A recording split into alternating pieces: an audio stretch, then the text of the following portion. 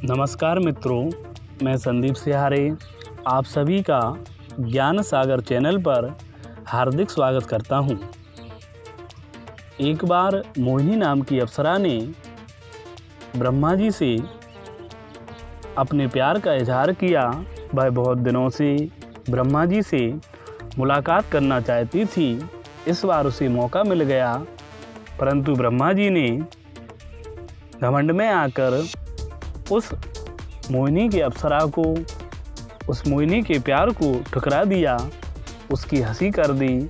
उसे बहुत दुख हुआ और उसने क्रोध में आकर ब्रह्मा जी से कहा, भगवान, मैं आपकी दासी के समान हूँ, आपकी शरण में आई हूँ। आपने मेरे प्यार का मजाक बनाया है, इससे आपका पूजन अब धरती पर नहीं होगा और प्रत्येक युग में देवताओं की जो वार्षिक पूजा होती है उसमें आपका पूजन नहीं होगा। भगवान नारायण आपके घमंड को चूर्ण चूर्ण कर देंगे। यह सब कहकर वह कामलोक को आ गई और अपने कृत्य को याद करके रोने लगी। इधर ब्रह्मा जी भी उस मोहिनी अप्सरा के श्राप को सुनकर कांप उठे। तब ऋषि मुनियों ने उनसे कहा कि आप नारायण भगवान के पास जाइए। भगवान ब्रह्मा जी बैकुंठ में आए और अपने आने का कारण श्री हरि से उन्होंने कहा। भगवान ने कहा, भगवान कुछ क्षण आप ठहरिए। इतने में ही श्री हरि का कोई द्वारपाल आया और कहने लगा, भगवान, श्री हरि किसी दूसरे ब्रह्मांड के अधिपति ब्रह्मा जी द्वार पर खड़े हैं, वो आपसे मुलाकात करना चाहते हैं, मैं क्या कहूँ उनसे। तब नारायण ने उन्हें आज्ञा दी कि अंदर बुला लाइए। ब्रह्मा जी अंदर आए तो जो वर्तमान ब्रह्मांड के अधिपति ब्रह्मा जी हैं, उन्हें देखकर आश्चर्य में पड़ गए। फिर किसी अन्य ब्रह्मांड के ब्रह्मा जी और आए। इस प्रकार से कई ब्रह्मा जी उस सभा में आए, श्री नारायण की स्तुति की और वह स्तुति इतनी दिव्य होती थी कि ब्रह्मा जी के लिए वह स्तुति वंदना नई नवीन मालूम पड़ती थी। तब श्री नारायण ने ब्रह्मा जी को अन्य ब्रह्मांडों में रहने वाले ब्रह्माओं के दर्शन कराए। यह सब देखकर समझकर ब्रह्मा जी का घमंड चूर्ण चूर्ण हो गया और उनका मस्तिष्क लज्जा से झुक गया।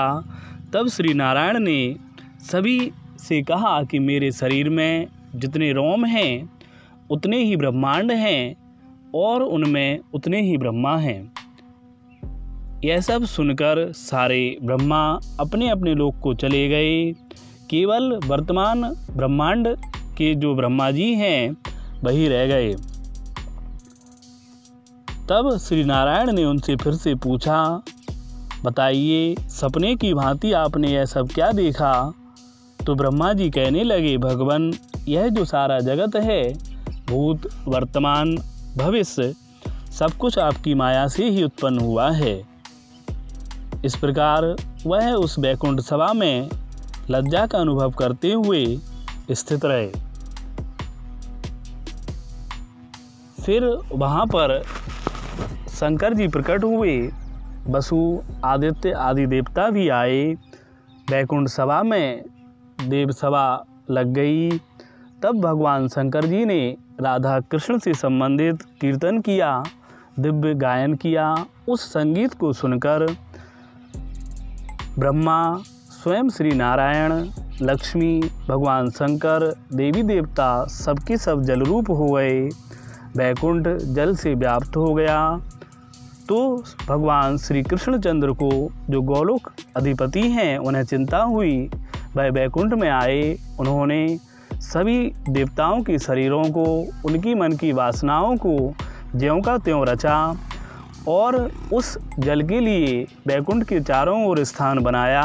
तब वहाँ उस जल की अधिष्ठात्री देवी गंगा प्रकट हुई।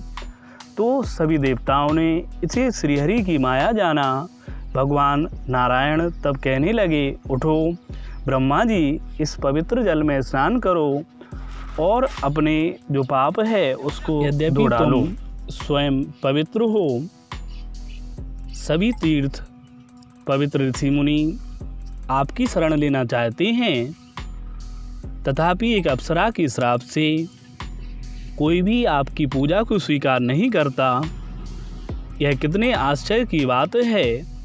फिर ब्रह्मा जी ने उस पवित्र गंगा जल में स्नान किया, श्री हरि की वंदना की और फिर वह गोलोक धाम को गए। वहाँ राधा कृष्ण से प्रार्थना करके भारती देवी को प्राप्त किया। फिर उन भारती के साथ वह ब्रह्मलोक में वापस आए। ब्रह्मलोक के निवासियों ने नव वर वधू का स्वागत किया, देवोत्सव मनाया। इस प्रकार से आपने यहाँ पर बहुत कुछ जाना, समझा। यदि यह वीडियो अच्छा लगा हो तो इसे लाइक करें, मेरे चैनल को सब्सक्राइब करना ना भूलें। धन्यवाद।